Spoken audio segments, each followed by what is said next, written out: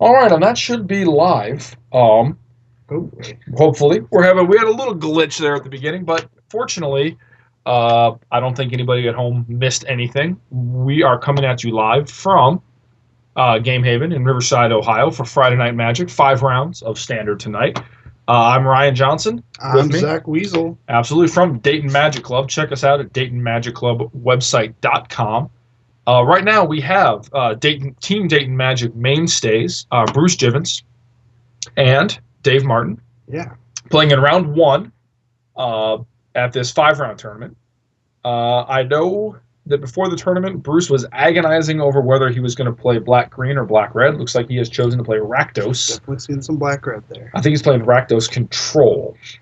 David Martin looks like a Sylvan Carotid to me, and I believe he's playing something that goes pretty big. So we'll see how this shakes out. It's a prophetic prism from Bruce. Yeah, definitely saw some black-green decks last week, and they seem to be a new thing out in the metagame that's starting to do pretty well.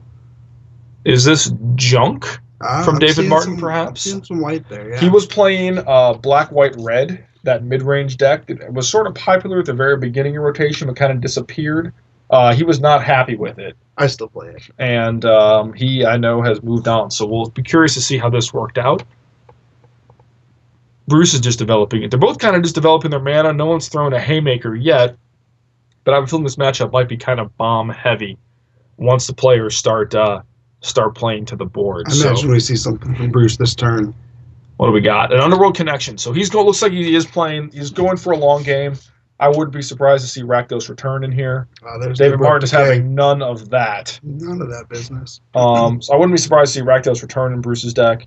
I know that he said the main pull for red for him were Rakdos return in Slaughter games. So we'll see if we see those cards in this particular match. I bet we're seeing some hybrid of mono black Devotion with a splash of red. I'm seeing another Underworld Connections in Bruce's hand. Sure. I bet that's the game plan. Yeah, I can see that being very powerful. Red gives you some very strong options right now. Rakdos Return seems very good to me right now. I'm seeing at least actually 2 Underworld Connections in Bruce's hand. And what is that? Is that a Blood Baron of Vizkopa? Sure is. So this Blood is Baron. Junk Midrange. Blood Baron gets some business. Blood Baron could be very good here. Yeah. We'll see if Bruce has Mizium Mortars or Devour Flesh or a good answer to the Blood Baron here. A lot of decks really just blanked Blood Baron because, especially Mono Black or Black Splash, you just really have no answer for Pro Black. This is true. Absolutely correct. Bruce sticks another Underworld Connections. He's just going to try to grind this out. He's under an enormous amount of pressure. He can take a couple hits from the Blood Baron while he develops, see what his big end game is here. So he does take a hit here. Worth noting, for those of you who don't necessarily play here at Game Haven on a week-to-week basis, the metagame here is relatively famous for being very fast aggro heavy. It's definitely an aggressive metagame. Mono red is very popular. Second Blood Baron. Yeah, not a legendary creature. Not legendary at all. It's not the Blood Baron of Vizkopa. It is a Blood Baron of Vizkopa. So both these decks, I think, are built looking like they were hoping to play against some of the fast aggro decks. Definitely. And play the control role in those matchups. So it's interesting to see how they do against each other. Definitely Bruce is trying to be the control deck here. We haven't seen him really do anything but invest in future resources, developing his mana, setting up some cards. That is a Night Veil Spectre. So it looks like you were correct that there is a Devotion angle probably to this deck. Looks like a second Night Veil Spectre. So as soon as he lands anything with Devotion, he's going to be all set. Absolutely. I would not be surprised to find out he was playing Nykthos in this deck and using it to power out like a Rakdos Revelation has always seemed very good to me. Yeah. We'll see if that is the case here. Of course, playing black-red, you don't have a temple. So your mana is not necessarily the best. So the red splash may be very light. Bruce, you can see, is using some artifact mana to deal with that. Looks like we just saw a two removal spells. Two removal spells. Putrefy. And one of them being maybe... I'm guessing an Abrupt Decay? That looks like a Devour Flesh to me. Oh, Hero's Downfall. You're right, absolutely. Bruce under the gun here. No sweepers in this color combination. And he's just going to pick them up. Yeah, I've yet to see Blood Barons go Super Saiyan is how I'll put it. But yep. It was real close. Yes, yeah, that would have been pretty scary. because Bruce's only out at that point was maybe something like a Mizzium Mortars, but I don't know if he has enough red No, he to didn't play have enough red mana. to play Mizzium He would Mortars. need to overload it for that to be really effective where he was. Bruce flipping through his deck, looking at sideboarding, definitely sees some Rakdos returns as he's doing that, definitely seeing some heroes downfalls. I think his deck is very controlling. I'm really curious to see what he's going to try to close the game out with. So maybe we'll get to see a little more of the proactive side of Bruce's deck this game and see what threats he decided to play. Yeah. Worth reminding everybody, we will be having our deck name contest again tonight. The players will submit their own deck names, and at the end of the night, the best deck name on the camera will be given a prize. Bruce is playing Blue-White Control as his deck name. Bruce, famous locally for playing Blue-White Control. So he's playing sort of the opposite of Blue-White Control, of course, tonight. See what David Martin has come up with. Well, that's not very creative. I think he loses. So far, Bruce it gets my vote immediately. We get to pick the winner, by the way. Oh, fantastic! So right now, Bruce has both of our votes. Right now, I'm pretty confident. Yeah, I mean, you got to come up with something better than just literally your color combination plus the style of deck you're playing. Absolutely. So better. I don't know enough about what either player is playing to speculate on what they might sideboard. If I were David Martin and I knew I was playing against a dedicated control deck and I was playing Junk, maybe I have, some of the anti-removal spells like Rootborn Defenses or something of that nature, which can try to blank some of that removal. Maybe it's Brave the Elements if a lot of creatures are white. Blood Baron certainly is. I definitely think really the game plan that you might want to attack of Bruce's is really his card advantage. Python Needle, I think we could see that in definitely for Underworld Connections. Sure. Yeah, I like that a lot. That's a really good game plan. We saw his Abrupt Decays be very good. Yes, they were very good. So definitely that is a really relevant card here. What we did not see out of Bruce is a threat. So David doesn't necessarily know how Bruce is going to be attacking here. So that can make it a little hard to sideboard correctly when you don't know exactly how it's going to work out. Well, you know what, Joe? I don't know what they're playing. I didn't get to see that either. So they may know, but we in the booth here do not. These decks are both put together, I think, and tested today. There's actually been a decent amount of that going on. I feel like the meta is still pretty fluid. I agree. Still got some room for testing out some new stuff. I know at least one or two other people are playing some Bruce tonight that actually look pretty interesting. Oh yeah, we should definitely get some good games under the camera. This one, for example, is two decks that I think are non-established choices that we get to see kind of worked on and developed under the camera. So that's very exciting. I know Zach Dengar is here playing something a little spicy as well. I saw him putting it together right before the tournament started. Yep. Definitely. We had a couple conversations about that during the week, and I'm excited to see how it goes. Absolutely.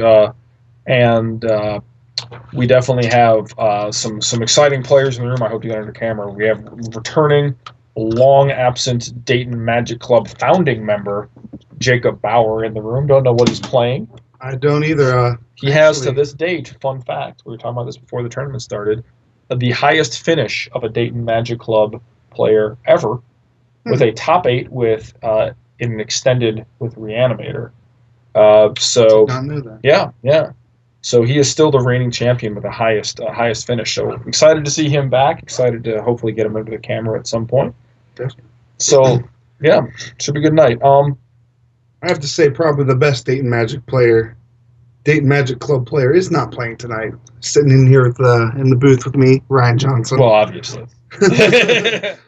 I'll tell you, I've been really liking this 17 land red deck a lot. Well, if I was playing tonight, I would definitely be playing that. Yeah, I mean, I put my my red white black deck together purposefully being ready for the mono red aggro decks, and last week I have to say that I did get annihilated 2-0 against Senor Johnsen here. That deck's really good. I advocate it very much. But there's a lot of mono red in the room for sure. I know that there's people playing the Patrick Sullivan, slightly faster red, not the full out Psycho Tom Ross 21 one drop 17 land red, but there's definitely some of the Patrick Sullivan mono 2-drops deck where it's like all in on the Burning Tree Emissary. Yeah. There's a lot of the slightly more mid-rangey with Boros Reckoner and Fanatic of Mogus in here as well. I don't know if anyone's playing the Psycho red, but so there's a lot of that here. Like I said, the room is kind of famous for it, so I'm sure we'll get some of that on the camera. Conversely, there is a fair amount of dedicated control players that play here. Mm-hmm. But interestingly, I know for a fact that neither Bruce nor Kyle McDaniel, who are our famous blue-white control players here, are playing blue-white control tonight. So there might be a gap that could be exploited. There might not be very many counter spells in the room tonight. So we'll see. 28 players. We'll get the prize breakdown for you guys here in a little bit, and fill you in as the rounds progress. So prize payout here at Game Haven is usually very good. When they say you get more for your games, it's definitely the truth. That is true. Absolutely. It's $7 goes in the prize pool for each player. The most for your games. That's pretty accurate. And so it should be good. With 28 players, we should have a good payout, especially the top 4. So now pay all the way down to top 8. And looks like Bruce has mulliganed for game 2. I see David's keeping a hand with at least 1 Blood Baron, and I'm seeing at least 2 or 3 lands. So he's got lands and spells. Blood Baron was good enough last time. Yeah. Blood Baron being one of those cards that pre-rotation wasn't really picked up on. Didn't really have a home. A couple people were pretty keen on that, and at least 1 or 2 people that picked up at least 2 to 3 play sets, and they're pretty happy with that choice. Absolutely. No, it has definitely started to show off a little bit in this newer metagame, this devotion-heavy metagame. There haven't been, I should say, a lot of the mono black devotion deck here locally. Yeah. There's been some fair amount of the mono blue. There's been quite a bit of the big green X, green blue, green red devotion decks, but I haven't seen much of the mono black, which is a very good deck. Oh, it's a great deck. I certainly have lost my fair share of games to the Pulchronos World Eater decks that have been popular here lately. Yeah. Either with Cyclonic Rift or Domri Rod or some other, splash there. Bruce taking a look at his 6. He looks like he is keeping, and he is opening with a Thoughtseize. He's going to seize all those thoughts. Looks like we're seeing 3 lands. Thoughtseize of his own, Loxodon Smiter, Hero's Downfall Blood Baron. You probably don't want to take the Loxodon Smiter. No, he took the Thoughtseize, which is good.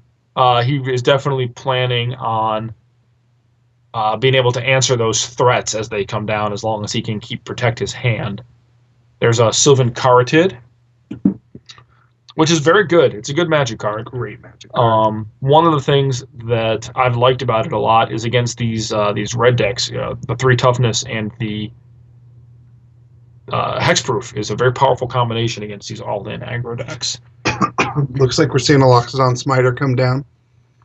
It's definitely a solid card. Looks like a Hero's Downfall in his hand, though, so I would say that Smiter may not be long for the world. Definitely not. Nope. Yep. Snaps it off. And it looks like what Bruce's deck is trying to do. Again, I don't know every card, but what Bruce's deck looks like it's trying to do is trade 1-for-1 a lot and then use your card advantage engines of Underworld Connection to stay ahead on cards. We just saw a Blood Baron get Mizium Mortared. Oh, yeah. If he didn't have Mizium Mortars in the main, he definitely had him after board to deal with those Blood Barons. Absolutely. I've seen a Thoughtseize of David's. That is a Slaughter Games, a Night Veil Spectre, and a Hero's Downfall. But no 4th land. Yeah. Bruce has really definitely won that 4th land. He's under the gun. Doesn't have the 3rd black source to land the Night Veil Spectre or the 4th land for the for the Slaughter Games, Slaughter Games. which is moot, as he will, Dave Martin will take that. I think that's wise. I think it's going to take your Blood Barons or whatever else. Slaughter Games is just a really good Magic card. I mean, Slaughter Games on Blood Baron would have been very good. I mean, that's definitely the strongest threat we've seen out of David Martin's deck currently. And another Loxodon Smiter meets another Hero's Downfall. I don't know what he expected there. Well, I mean, you jam when you jam. Is that Obzidad? Obzidad? Is that an Obzidad Ghost Council? I love Obzidad. That is Obzidad Ghost Council blinked out. That is going to be a challenge. That's a Lifebane zombie, which is actually pretty good. That would have been really good with that Obzidad in hand. I think it blanked. I don't think he hit anything with that Lifebane zombie. So it's just a 3/1 Intimidate, which is dead now.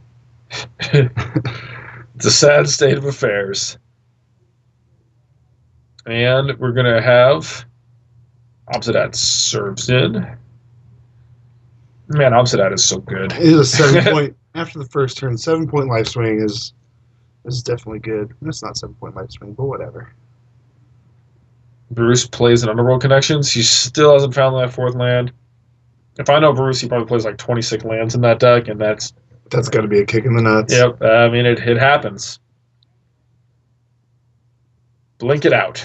Dave Martin is no fool. He is not exposing that, and Bruce is like, well, I'll draw a card, and I will just die. Yeah. Obzidad is hard for the control decks to beat. There's only a few answers to Obzidad, honestly. If you can't counter it, you're pretty much dead. Yeah, definitely a problem. Bruce showing the Mizium Mortars, Slaughter Games, Lifebane Zombies that he brought in. All those cards seem very powerful against this deck. They seem very well positioned.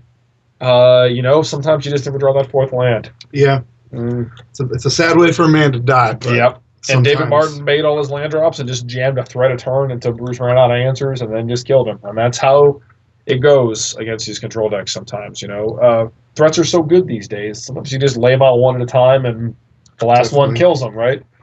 Just high threat density decks. Just play 12 to 13 really strong threats and then just back up. Yep. Nothing else to do but just land those threats. And bank your land drops, jam threats on curve. So that was round one. Dave Martin has won 2-0 with his Junk Midrange deck, creatively named. Bruce with his blue-white control, black-red control deck, down 0-2. So absolutely make sure to check back with us for round two. Don't know who's going to be on camera yet. We're going to go walk around the room and kind of get an idea of what people are playing, so we have some information for you round two.